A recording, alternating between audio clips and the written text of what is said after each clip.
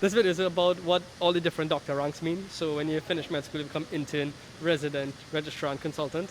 So the first rank is intern doctor, and that's where you just graduate medical school and you just start. I think according to Wikipedia, the word comes from like internus, which means being internal to a company or organization. That could be absolute nonsense, but in most countries that you don't have full general registration where you can just have like unsupervised practice and you do like a year long, or in some countries 2 years long, where you build that supervision and that independence to practice independently, and then you could move up to the next level, which is resident medical officer, also known as like a house officer or SHO or medical officer. Most of those things mean the same thing, and the word resident actually came from when the doctors in training used to have to live in the hospital for like 6 or 7 days a week. Once you finish that, you actually move up to the next level, which is called a registrar, which is the next level up.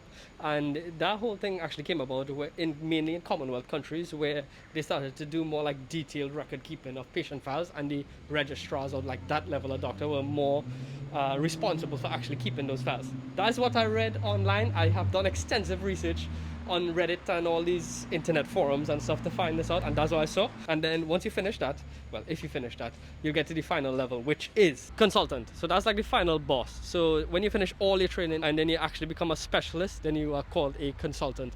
In North American countries, it's called an attendant, but it's essentially the same thing.